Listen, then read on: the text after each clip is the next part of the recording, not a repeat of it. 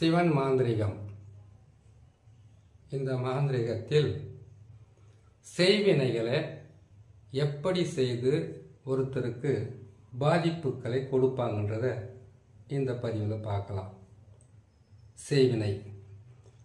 செய்வினை என்பதை பார்த்தீங்கன்னாக்கா,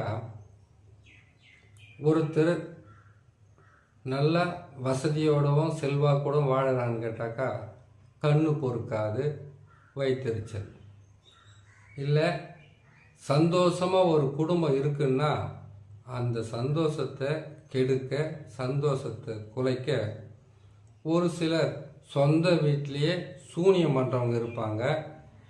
ஒரு சிலருக்கு வெளியில் பகைவர்கள் இருக்கலாம், விரோதிகள் இருக்கலாம், துரோகிங்க இருக்கலாம், தொழிலில் போட்டியாக இருக்கலாம், வியாபாரத்தில் போட்டி இருக்கலாம், போராமல் இருக்கலாம், இல்லை சொத்து பிரச்சனை, நில பிரச்சனை, கொடுக்கல் வாங்கல் பிரச்சனை, ஒரு பொண்ணை கட்டணத்தினால பிரச்சனை, ஒரு பொண்ணை நீங்கள் வேணான்னு விட்டதால பிரச்சனை, இல்லை கணவனை விட்டு பிரிஞ்சதால பிரச்சனை, இல்லை ரெண்டு குடும்பத்தில் ஏற்பட்ட பல வகையான பிரச்சனை. இந்த பிரச்சனையால் செய்வனை வைப்பாங்க.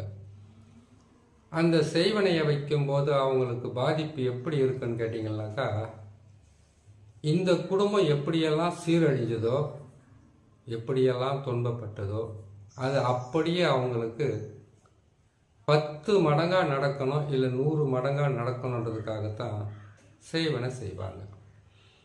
செய்வனையில் 8 வகை வரும். சாதாரணமாக செய்து ஒருத்தரை கஷ்டப்படுத்துறது, நோய்வாய்ப்படுற மாதிரி செய்கிறது, இல்லை பொருள் இழப்பு ஏற்படுறது, கொஞ்சம் கொடூரமாக போனால் அவங்களுக்கு செய்வனை வச்சு கை கால் வரா மாதிரி செய்கிறது, இல்லை விபத்து ஏற்படுற மாதிரி செய்கிறது, இல்லை அவங்களுக்கு வியாதிகளால் பாதிக்கப்பட்டு மரணம் அடைகிற மாதிரி செய்கிறது. இப்படியெல்லாம் பல வகை இருக்குது. அது ஒவ்வொரு பதிவாக பார்க்கலாம் பொறுமையாக. இப்போ செய்வனையை எப்படி செய்வாங்கன்றதை மட்டும் நாம் பார்த்துடலாம். முதல்ல செய்வனை செய்யணும்னு கேட்டிங்கன்னாக்கா, இந்த மாதிரி ஒரு சக்கரத்தை போட்டு இதுக்கு நங் நங் நசி நசி, நங் நங் பிரி பிரி, நங் நங் மாறு மாறுன்ற எழுத்தவை அச்சாரமாக போடுவாங்க. போட்டுட்டு இவங்களுக்கு இந்த சக்கரத்தை இப்படி போட்டு இதில் 16 முட்டை, 16 எலுமிச்சை பழம், மொத்தம் 7 கலசம் இது மாதிரி கட்டி அந்த குடும்பத்தில் இருக்கக்கூடியவங்களுடைய காலடி மண், வீட்டோட மண், வேலை செய்கிற இடத்தோட மண், வியாபாரம் செய்கிற இடத்தோட மண், அதுக்கப்புறம் அவங்களுடைய புகைப்படம் ஃபோட்டோ, அது முடிந்தால் உங்களுடைய காலடி மண்ணெல்லாம் சேகரிப்பாங்க, துணியை சேகரிப்பாங்க, எல்லாமே சேகரிப்பாங்க, வீட்டையே கூட ஃபோட்டோ எடுப்பாங்க. இதை எடுத்து இந்த மாதிரி கலசங்களுக்குள்ள அதை போட்டு அஷ்ட கர்மத்தில் கொடிய பாதிப்புகள் தரக்கூடிய மாரணமை, இல்லைன்னாக்கா குழி தைலம், இல்லைன்னா எட்டி தைலம், இல்லைன்னா இதுக்கு உண்டான மந்திர தகடுகளை எழுதி உங்களுக்கு செய்வனையை வைப்பாங்க. செய்வனை வைக்கும்போது அவங்களுடைய பேரையெல்லாம் ஒவ்வொரு முட்டியிலையும் ஆணாக இருந்தால் ஆண் உருவத்தை வரைவாங்க, பெண்ணாக இருந்தால் பெண் உருவத்தை வரைவாங்க. அதே போல் ஒரு ஆளுக்கு செய்கிறதா இருந்தாலும் சரி, 5 இல்லை 8 பேருக்குள்ளே செய்கிறதா இருந்தாலும் அத்தனை முட்டை வாங்குவாங்க. 108 கற்பூரத்திலிருந்து 1008 கற்பூரம் வரைக்கும் வாங்கிப்பாங்க. வாங்கிட்டு அவங்களுடைய பேரையும் அவங்களுடைய உருவ பொம்மையும் அதில் எழுதி, அவங்களுடைய தாயார் பேரை எழுதி, அவங்களுடைய குலதெய்வ பேரையும் எழுதிடுவாங்க. எழுதி முடித்து அதுக்கு பிறகு அதுக்கு உண்டான செய்வன மந்திரங்களை பயன்படுத்துவாங்க. அந்த செய்வன மந்திரங்களை பயன்படுத்தி எந்திரங்களில் எழுத்துக்களை எழுதி அதை 4 திசையில் புதைப்பாங்க. ஒரு 4 வகையான உருவ பொம்மையை செய்து, இடிஞ்ச வீடு, இடுகாட்டு மண், இடிஞ்ச வீட்டோட மண், குட்டிச்சுவராக இருக்கக்கூடிய ஒரு வீட்டின் மண், எருக்க செடி கீழே இருக்கக்கூடிய மண், அது வெள்ளை இருக்குன்னா இல்லைன்னா ஊதா நிறத்தில் இருக்க அந்த எருக்கணும், வெள்ளை இருக்கணும் எந்த இருக்கணும், எருக்கன் மண் எடுத்தாவே வேலை செய்யும். எட்டி மரத்தினுடைய தெற்கு பக்க மண், இடுகாட்டு மண், சுடுகாட்டு மண். சுடுகாட்டு சாம்பலுக்கு தனியாக வரும், அது ரொம்ப கொடூரமாக வேலை செய்யும். சரி, இது எல்லாம் ஒன்றா சேகரித்து இதோடு சேர்ந்து உங்கள் வீட்டிலேருந்து எடுத்தது, தொழிலாண்ட இடத்துல இருந்து எடுத்தது, நிலத்துலேருந்து எடுத்தது, உங்களுடைய வியாபார இடத்துலேருந்து எடுக்கப்பட்ட சின்ன தூசம் மண்ணும் இது எல்லாம் ஒன்றா சேகரிப்பாங்க. சேகரித்து 4 வகையான உருவ பொம்மையை செய்வாங்க. 4 வகையான உருவ பொம்மையை செய்து அந்த உருவ பொம்மைக்கு எத்தனை பேர் இருக்கீங்களோ அத்தனை பேருடைய பேரையும் தகடில் எழுதி அதனுடைய கால் பகுதி தலைப்பகுதியில் ஆணியை வச்சு அடிப்பாங்க, இல்லை முள் வச்சு குத்துவாங்க. குத்திட்டு இதுக்கு கருங்கோழியை பலி கொடுப்பாங்க. அந்த உதிரத்தை எல்லாம் அது மேலே போட்டுட்டு அந்த செய்வனைக்கு உண்டான மந்திரத்தை சொல்ல ஆரம்பிப்பாங்க. சொல்ல ஆரம்பிக்கக்கூடிய நாள் பார்த்தீங்கன்னாக்கா சனிக்கிழமை, செவ்வாய்க்கிழமை. சனிக்கிழமையில் வரக்கூடிய அமாவாசை, செவ்வாய்க்கிழமையில் வரக்கூடிய அமாவாசை. இந்த நாளில் கட்டாயமாக செய்வாங்க. சனிக்கிழமைக்கு அமாவாசைக்கும் மிகவும் கொடூரமாக அழிக்கக்கூடிய சக்தி இருக்கும். அமாவாசைக்கு மறுநாளும் முன்னாலும் செய்வாங்க, பௌர்ணமிக்கு முன்னாலும் பின்னாலும் செய்வாங்க. செய்கிறத மட்டும்தான், எடுக்கிறது எப்போ வேணாலும் எடுத்துக்கலாம் செய்வனியவை. சரி, இதை வேப்பெண்ணெயை வச்சு விளக்கு மாதிரி ஏற்றுவாங்க.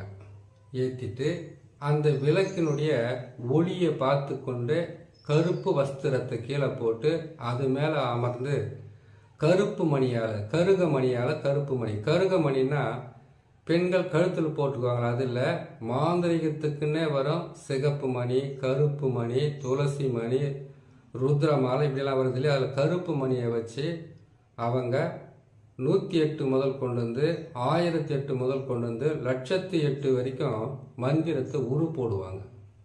உரு போட்டு அந்த உருவத்தில் உருவ பொம்மையில் தகடெல்லாம் எழுதி ஃபோட்டோலாம் வச்சுருக்காங்க இல்லையா, அது எல்லாமே 108 கற்பூரம் 1008 கற்பூரம் சொல்லியிருக்கலாம். அந்த தகுடோடு போட்டு எட்டி மரத்தினுடைய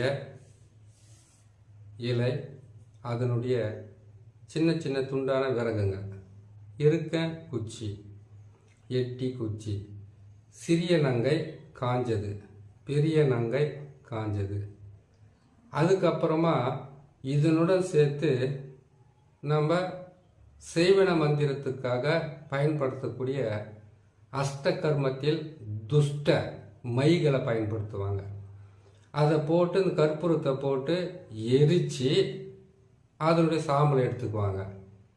நீங்கள் வீட்டுக்கு பின்புறம் புதைக்கணும்னா அது உறவுக்கார தான் இருக்க முடியும். 3வது எதிரியால் உங்கள் வீட்டுக்கு 4 பக்கமும் புதைக்க முடியாது. ஆனால் ஒரு ஊருக்குள்ளே தான் உங்கள் வீடு இருக்கும். அந்த ஊரில் 4 திசையில் புதைச்சிடுவாங்க, கிழக்கு, மேற்கு, வடக்கு, தெற்கு. இப்போது இந்த 4 திசையில் இவங்க புதைச்சிட்டு எரிச்ச அந்த சாம்பலை மட்டும் கொண்டு அந்த தகுடோடு சேர்த்து, ஒன்று புளிய மரம், இன்னொன்று எட்டி மரம், இன்னொன்று மயானம், இன்னொன்று இடுகாடு, இன்னொன்று உங்கள் வீட்டுக்கு முன்னாடி இல்லை உங்கள் வீட்டுக்கு பின்னாடி 4 திசையில் ஏதாவது ஒரு திசையில் வீட்டுக்குள்ளே, இல்லை நீங்கள் வியாபாரம் செய்கிற இடத்துக்குள்ளே, நீங்கள் தொழில் செய்கிற இடத்துக்குள்ளே, இல்லை உங்களுடைய வர்த்தக நிறுவனங்களுக்குள்ளே, இல்லை உங்களுடைய நிலத்துக்குள்ளே புதைச்சாங்கன்னு வச்சுக்கோங்களேன், எவ்வளவு விவசாயம் செய்தாலும் வெள்ளாமல் வராது, நஷ்டம் ஏற்படும். எதுக்கு தான் இதை தொட்டோமோன்னு சொல்லிட்டு கடன் ஆகுது, கஷ்டம் வருதுன்னு சொல்லிட்டு மன கஷ்டம் வரும். ஒன்றாச்சு. 2வது, உங்களுக்கு பொருள் இழப்பு, வியாதியால் பல பிரச்சனை, தொழிலில் நஷ்டம், குடும்பத்தில் விபத்துக்கள் ஏற்படுறது, குடும்பத்தில் ஒருத்தர் கட்டுப்படாமல் ஓடுறது, சண்டை போடுறது, பிரிகிறது, பணத்துக்காக சண்டை வரும். நல்லா இருந்த குடும்பம் இப்படி பல வகையிலும் அவங்களுடைய குடும்பமாகட்டும் சிதற தேங்காய் மாதிரி உடஞ்சி தனித்தனியாக போயிடும். இதை இன்னொரு வகையில் செய்வாங்க. அந்த வீட்டை விட்டே வெளியில் போயிடணும், அந்த ஊரை விட்டே வெளியில் போயிடணும், இல்லை அவங்களுக்கு தொல்லை இல்லாமல் நீங்கள் போயிடணும். இதே செய்வனையில வந்து அவங்களுக்கு கை கால் ஊனமாகிற மாதிரியும், கை கால் வராத மாதிரியும், பக்கவாதம் வர்ற மாதிரியும், வயிறு உப்புசம் ஆகிற மாதிரியும், தலை வலிக்கிற மாதிரியும், நெஞ்சு வலிக்கிற மாதிரியும், ஒரு கை மட்டும் செயல்படாமல் போகிற மாதிரியும், ஒரு கை மட்டும் மறுத்துக்கிற மாதிரியும், ஒரு பக்கம் தலை வந்து நல்லா இருக்கும், இன்னொரு பக்கம் இருக்கக்கூடிய தலையை பார்த்தீங்கன்னாக்கா மறுத்து போயிருக்கும். நம்ம வந்து கில்லுனா கூட வலிக்காது. உடலில் எங்கே பார்த்தாலும் ஊசி குத்துற மாதிரி வலிக்க ஆரம்பிக்கும். மருத்துவர்கிட்ட போனால் கூட உங்கள் உடம்புல எந்த பாதகமும் இல்லை, நீங்கள் நல்லா இருக்கீங்க, நீங்கள் என்ன செய்யுங்கன்னு கேட்டீங்களேனாக்கா, நீங்கள் வந்து நான் கொடுக்குற மருந்தை சாப்பிடுங்க, மாத்திரை சாப்பிடுவாங்க. அது சாப்பிடும்போது நல்லா இருக்கும். அதுக்கப்புறம் உங்களுக்கு இயல்பாகவே அந்த பிரச்சனை வரும். இதை வந்து எப்படி எடுக்கிறது, செய்வனே இப்படி செய்திருவாங்க. இது எப்படி எடுக்கிறதுன்றதை இன்னொரு பதிவில் உங்களுக்கு தெளிவாக போடுறேன். பார்த்து கேட்டு பயன்பெறுங்க. நன்றி, வணக்கம்.